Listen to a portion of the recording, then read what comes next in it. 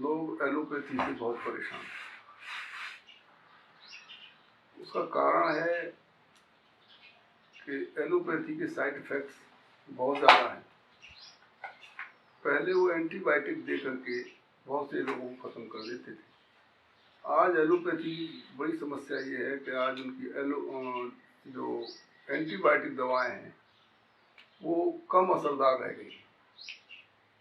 उसका कारण है, गलती एलोपैथी की नहीं, कारण ये है कि आजकल के समय में जो खाद्य पदार्थ विषाक्त हो गए, केमिकल्स इन खाद्य पदार्थों में मिल गए, कुछ मिलावटखोरी से विषाक्त हो गए, कुछ यूरिया है, अमोनियम डाइसल्फेट है, इस तरह से खाद पड़ते हैं उनसे, और सब्जियों पर पेस्टिसाइड और विषों का छिड़काव होने से कहीं कहीं तो लोग इंजेक्शन देकर भी इसमें विष भरते हैं। दूध भी सही नहीं मिलता, उसमें गाय भैंसों के लोग इंजेक्शन लगा करके दूध लेते हैं, तो दूध भी विषाक्त हो जाता है। ऐसी स्थिति में जो शरीर में विष का स्तर है मनुष्य के स्वाभाविक बढ़ेगा। एंटीबायोटिक में विष ही होते हैं, तो जो एंटीबायोटिक वो दे रहे हैं एलोपैथी वाले, उसके लगभग बराबर स्तर का विष पहले से ही उन शरीरों में पड़ा हुआ है, तो वो कैसे असरकारी। अल्टीमेटली सभी पैथियों को आयुर्वेद की तरफ उन्मुख होना ही पड़ेगा। हमारे आयुर्वेद की जो एंटीबायोटिक चीज़ें हैं वो आज भी उतनी असरकारी हैं जो पहले थी, और एलोपैथी से ज़्यादा गुणकारक और असरकारक है। जिसमें से आज हम चर्चा करेंगे बहुत शानदार एंटीबायोटिक, वो है हड़ताल। हड़ताल ये सल्फर और आर्सेनिक का कंपाउंड है, गंधक और संख्या। तो संख्या आप जानते ही विष है, गंधक भी विषैली है, तो इसको प्रयोग करने से पहले इसे विषहीन करना आवश्यक है, इसका शोधन करना आवश्यक है। और अगर अशोधित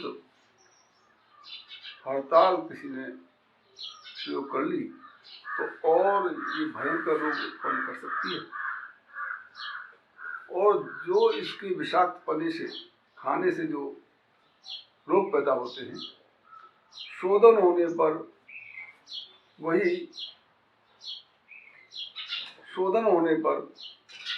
वही हड़ताल उन सभी रोगों का उपचार कर देती है जो इसके अशोधित होने पर खड़े होते हैं। यानी जितनी टॉक्सिन्स हैं शरीर में, लगभग बहुत प्रकार के टॉक्सिन्स को, बहुत प्रकार के वायरस को, बहुत प्रकार के बैक्टीरिया को ये समाप्त करने में सक्षम है। तो अब सबसे पहले हम इसी बात पर आते हैं। वैसे तो हड़ताल दो तरह की होती है, एक वर्की हड़ताल होती है, एक होती है पिंड हड़ताल। पिंड हड़ताल में वर्क नहीं होते, छोटे छोटे पीसेस में होती है वो। और वर्की हड़ताल में लेयर्स होती हैं, बहुत ही गोल्डन कलर की होती हैं, बहुत चमकीली, बहुत सुंदर होती है। तो अधिकतर जो उपयोग में लाई जाती है वो वर्की हड़ताल ही दी जाती है। तो सबसे पहले हम ये देखते हैं कि इसे उपयोग में लाने के लिए, इसकी औषधि बनाने के लिए हमें इसका शोधन करना आवश्यक है। शोधन कैसे किया जाएगा, आप लोग इसे समझें। सबसे पहले इसे बारीक पीस लें, पीस के एक पोटली बना लें, और पेठा के स्वरस में दौला यंत्र में इसको आप 3 दिन पकाएं। कैसा पेठा, पीला या सफेद? पेठा जो खाने वाला होता है, जिसकी मिठाई बनती है, वो सफेद पेठा, जिसे कुम्हड़ा कहते हैं, उस पेठा के रस में आप लोग इसे इसका शोधन होता है। तो उसके रस में 3 दिन तक उस पोटली को लटका करके नीचे से गर्म करिए रस में।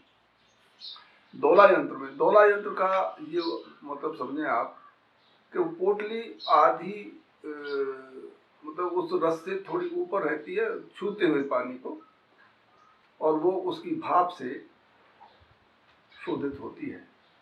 उसकी भाप जब लगती है, पेठा सोरस की भाप उसमें लगेगी तो वो नमी से धुलेगी वो गंधक और वो हड़ताल, और वो टप टप टप टप उसमें टपकती रहेगी। इसलिए उसे अंदर नहीं रखते हैं, पोटली को ऊपर रखते हैं। तो 3 दिन लगातार रखने से ये शोधन होता है। इसके बाद उसे चूने के पानी में भी 3 दिन दोला यंत्र में रखना चाहिए। 3 दिन पेठा स्वरस में और 3 दिन चूने के पानी के रस मतलब पानी में। चूने के पानी कैसे किया जाए? चूने को आप जो ये कलई होती है जिसमें वाइट वॉश करते हैं मकानों पर, बिना बुझा चूना लीजिए और उसे घोल लीजिए। जैसे आप 5 किलो पानी में 1 किलो चूना डालें और उसे पड़े रहने दें, उसे घोल दें। घोलने के बाद जब बैठ जाए, उसकी कलई बैठ जाए और पानी पानी ऊपर तर जाए, तो उस चूना को तो छान दें। वो पानी जो उसका रह गया है उस पानी को आप लें, चूने का पानी, और इसमें आप दोला यंत्र से इसको शुद्ध करें। इसके बाद इसको त्रिफला के काढ़े में 3 दिन त्रिफला के काढ़े में इसका शोधन करें इस दोला यंत्र में।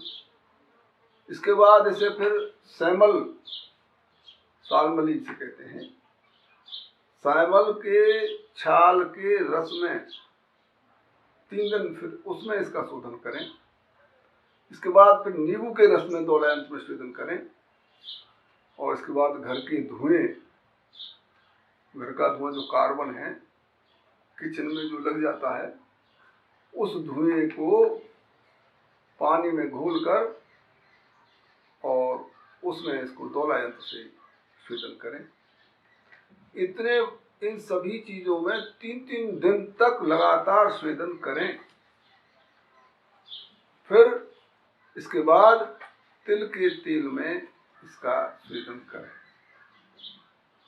इस तिल के तेल को में आप इसे अंदर डाल दीजिए और इसे 1 दिन पूरे दिन उसको गर्म करिए। तो इसमें करने से क्या होगा, ये तेल हड़ताल का तेल हो जाएगा, और ये हड़ताल का तेल अनेकों चर्म रोगों को ठीक करने में सक्षम होगा। कुष्ठ रोगों को, चर्म रोगों को, और निमोनिया की सबसे उत्तम किस्म की दवा बनती है। निमोनिया बड़ा प्राणघातक रोग है। इससे फेफड़ों में कफ भर जाता है, गले में कफ भर जाता है और सांस लेने में अत्यंत परेशानी हो जाती है, और फिर मरीज बहुत ही घबराता है इसमें, और बहुत दुखदायी ये रोग है। इसको ठीक करने के लिए सबसे उत्तम उच्च कोटि की ये औषधि है। इसके तेल को आप उसके सीने पर मालिश करिए। 3 दिन तक इसकी मालिश करने से निमोनिया हट जाता है। अब ये आपके पास शुद्ध हड़ताल हो गई। अब इस हड़ताल को औषधि में प्रयोग करने के लिए इसकी बहुत कम क्वांटिटी ली जाती है, तो इसे भस्म रूप में लेना चाहिए। अब भस्म भी इसकी बड़ी विविधान से और जड़ी बूटियों से बनाई जाती है, जिसके लिए आप पुनर्नवा से सफेद सांठ कहते हैं, कहीं कहीं इसको बिस्खपरा भी कह देते हैं। तो पुनर्नवा, अगर सफेद पुनर्नवा हो तो बहुत अच्छा है, नहीं तो जो भी उपलब्ध हो उसमें उसके स्वरस में इसकी टिकिया बनाइए। इसको पीस करके इसकी टिकिया बनाइए और पुनर्नवा का छाल निकाल के उसमें दागू करिए। दाबू का मतलब होता है, पहले आप समझिए क्षार कैसे निकालें। आप काफी मात्रा में पुनर्वा का पंचांग इकट्ठा करिए, मैं जड़ के और सुखा के उसे जलाइए। जलाने के बाद उसे पानी में घोलिए और पानी में घोलने के बाद 4-5 दिन तक पानी में घुले रहने दीजिए। उसे बार बार हिलाते और उसे चलाते रहिए और 5 दिन के बाद उसे छान के उसकी राख फेंक दीजिए और पानी में जो घुल गया है उसका तत्व, उस पानी को लेकर के उसके पानी को उड़ा दीजिए। जो बचता है उसे क्षार कहते हैं। तो उस क्षार में इसका दाबू करने से, दाबू मीन्स आधा भाग उसका नीचे और आधा भाग ऊपर, बीच में वो हड़ताल रखी जाती है और उसे संपुट करके पहले धीमी आंच पर, फिर मध्य आंच पर, फिर तेज आंच पर उसे गर्म करिए और करने के बाद उसे संपुट में गर्म करने के बाद ये जो बनेगी, ये उसकी भस्म बनेगी। एक विधि ये है। दूसरी विधि, पीपल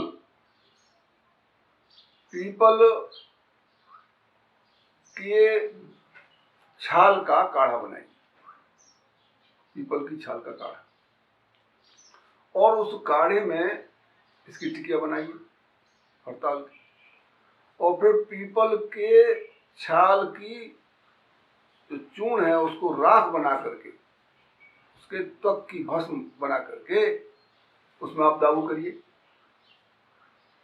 तो आपको इसकी शानदार भस्म बनेगी। इसके अलावा आप आक ले लीजिए, आक के दूध में इसकी टिकिया बनाकर पलाश की छाल की भस्म में दाबू कर दीजिए। और इसके अलावा सीप जो होती है, सीप जिस मोती वाली सीप जो होती है, कि संभाग भस्म इसमें मिलाइए और उसे घीक्वार की रस से टिकिया बना करके कुकुट पुट में फूंक दीजिए। कुकुट पुट कहते हैं, बहुत कम आंच दे करके उसको फूंक दीजिए, तो ये बहुत कारगर दवा बनती है। इसके अलावा पलाश मूल, पलाश ढाक जिसे कहते हैं, पलाश मूल के क्वाथ में 3 भावना देकर भैंस के मूत्र की 3 भावना दीजिए और टिकिया बनाकर कपोत पुट में 12 बार फूंक दीजिए। बहुत ही शानदार भस्म बनती है जो अनेकों रोगों को ध्वस्त करने में सक्षम है। घीक्वार में घोट का टिकिया बना लीजिए और समुद्र फेन के चूर्ण का दाबू 2 पुलों में गड्ढा करके दाबू दे दो इसे, यानी इसे घीक्वार के रस में घोट लो। घोटने के बाद समुद्र फेन के चूर्ण के दाबू में करके 2 कंडों के बीच में गड्ढा करके उसे कर दो और आग लगा दो, तो ये भस्म बन जाती है। इस तरह से ये भस्म बनती है। और कैंसर में अगर आप इसे उपयोग करना चाहते हो तो आपको इसकी रीठा की जो छाल होती है, रीठा फल की छाल के क्षार में दाबू दे के बनाइए, वो कैंसर रोग को ठीक करने में सक्षम है। तो ये मैंने आज आपको हड़ताल की शुद्धि करना और हड़ताल की भस्म बनाना बताया। अब नेक्स्ट टर्म पर मैं आपको इसकी किस किस रोगों में कैसे कैसे उपयोग की जाती है ये बताऊंगा। धन्यवाद।